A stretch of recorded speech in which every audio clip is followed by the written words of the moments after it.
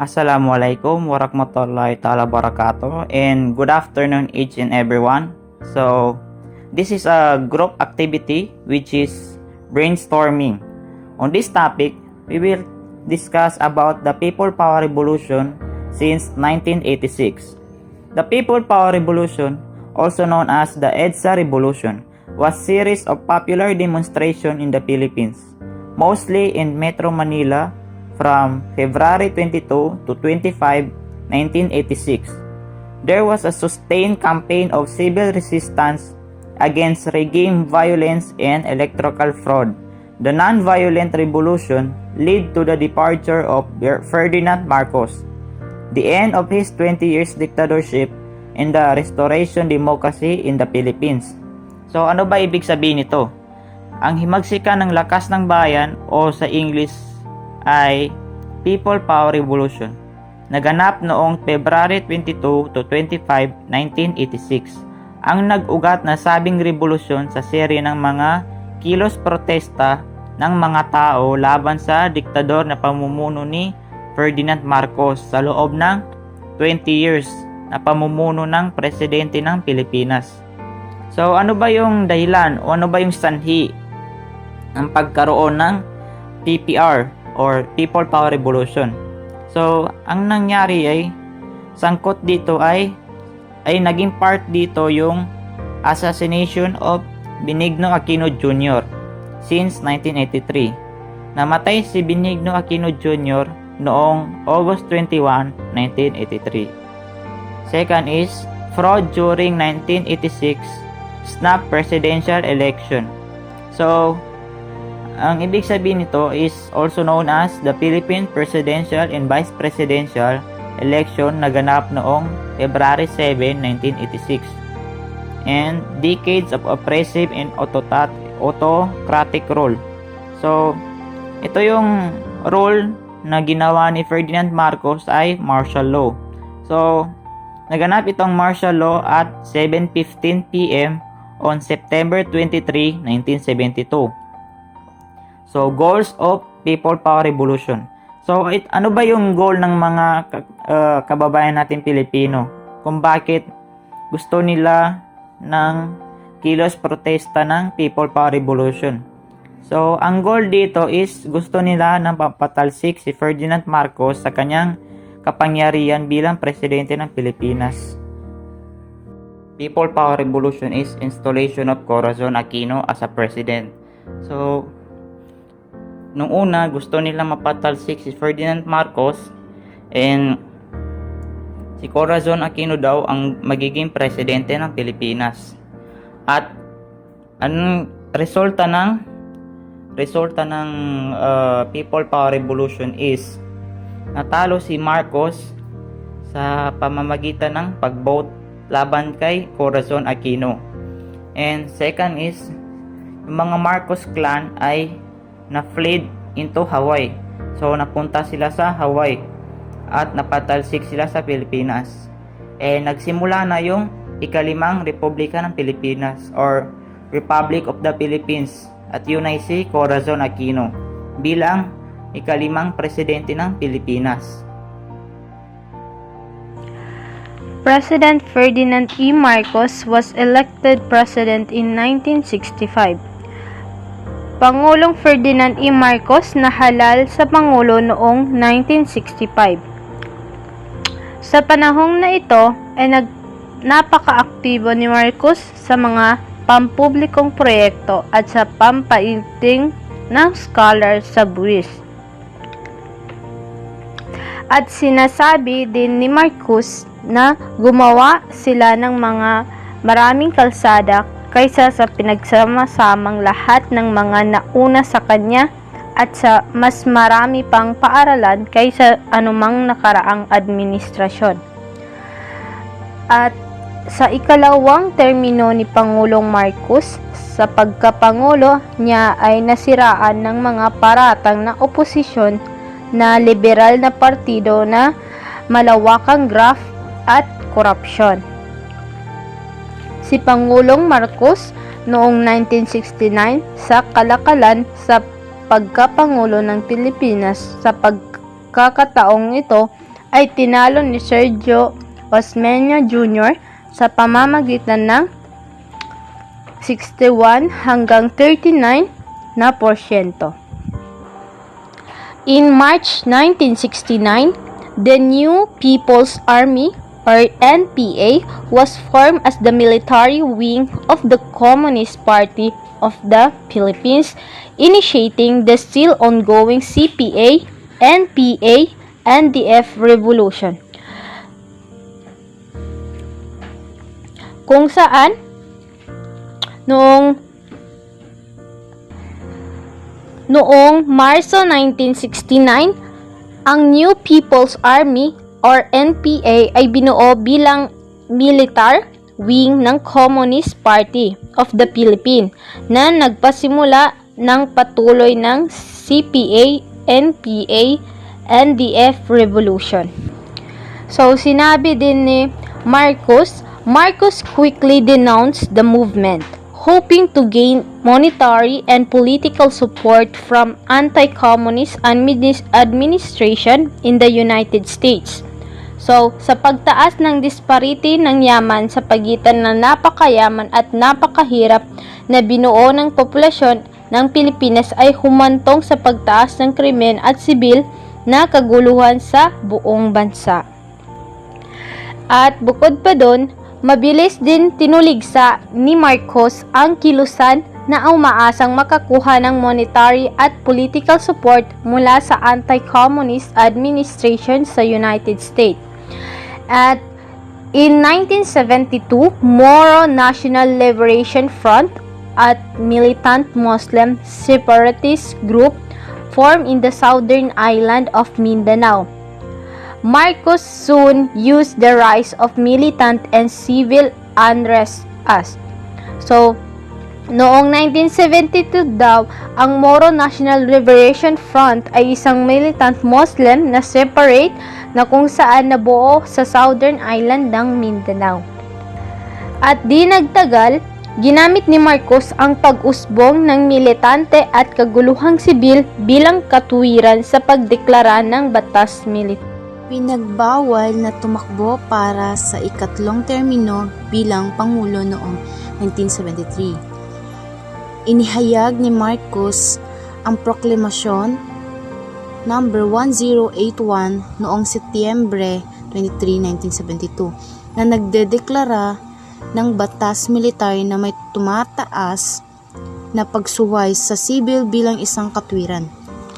Sa pamamagitan ng kautosang ito at matapos makuha ang parehong kanyang pahintulot sa pamamagitan ng plebisito, inagaw ni Pangulong Marcos ang mga kapangyarihang pang-emerhensiya na nagbibigay sa kanya ng ganap na kontrol sa militar ng Pilipinas at ng autoridad na supilin at alisin ang kalayaan sa pagsasalita, kalayaan sa pamamahayag, at marami pang ibang kalayaan ng civil.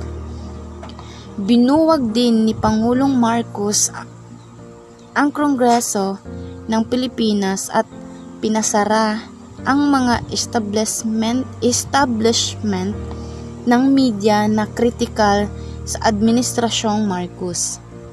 Dahil ang paninindigan ng Administrasyong Marcos ay umaasa ng husto sa utang mula noong unang termino ni Marcos noong dekada 60, ang Pilipinas ay naiwang vulnerable nang bumagsak ang ekonomiya ng US.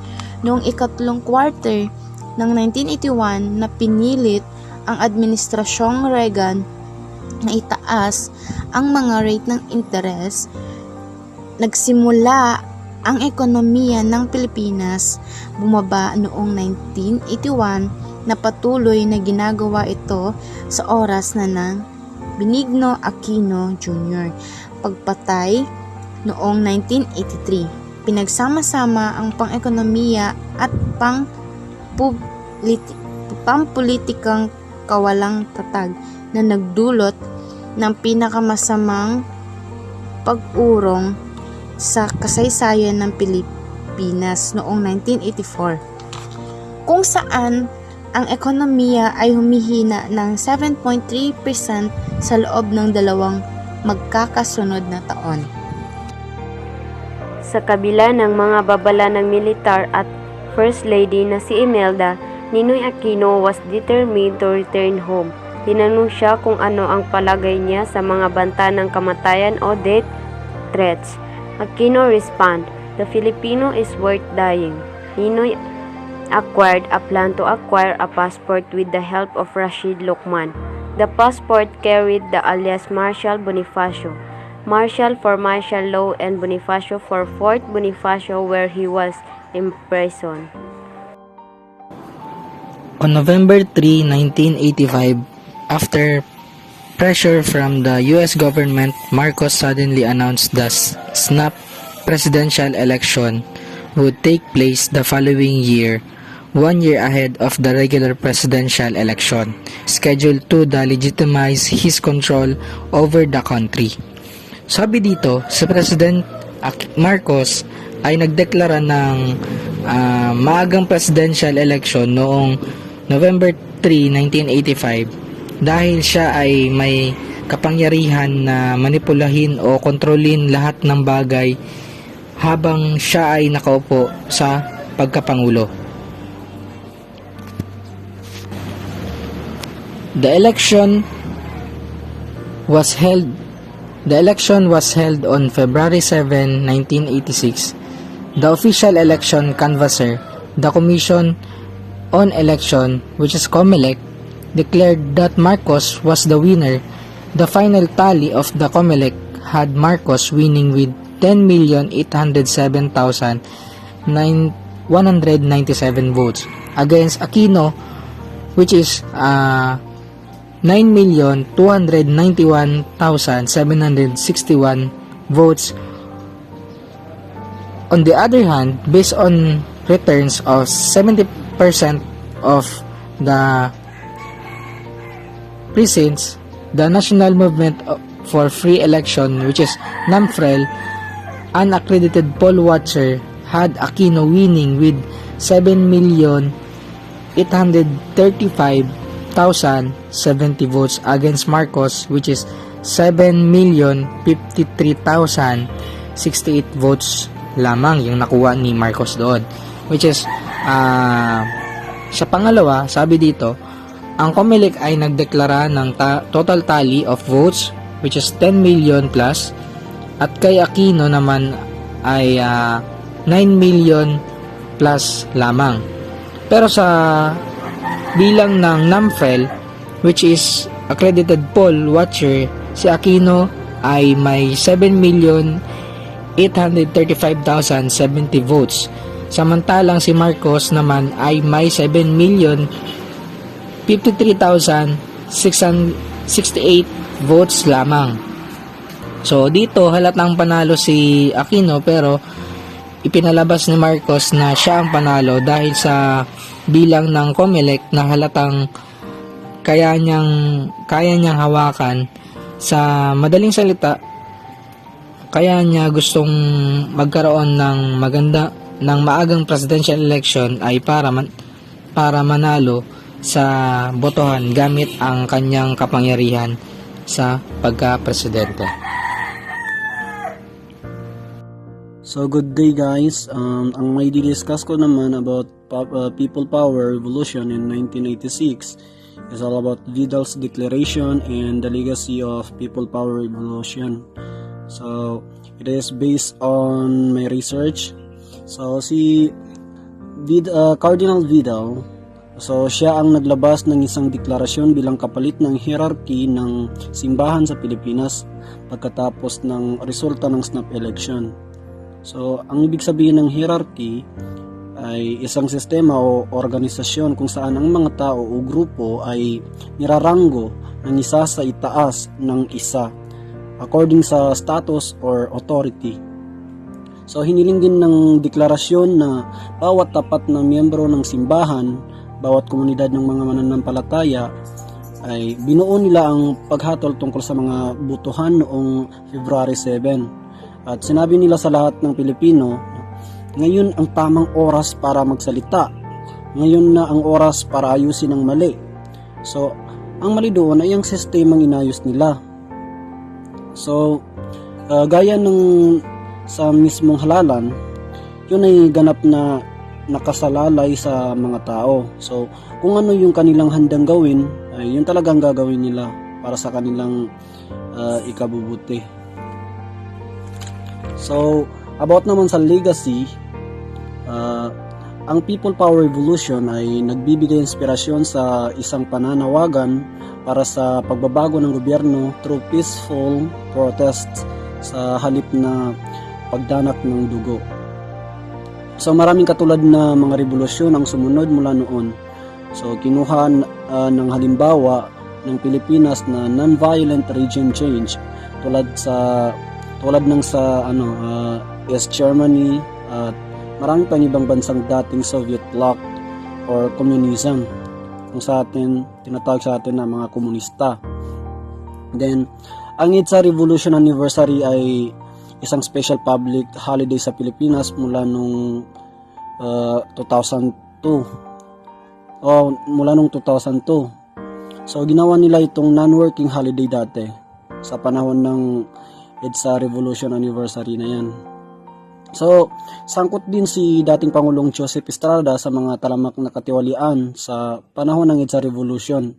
So, isa rin siya sa mga corruptor dati. Then, yun yung dahilan ng kanyang pagbitiw sa pagkapangulo. So, hanggang dyan lang po, and maraming salamat.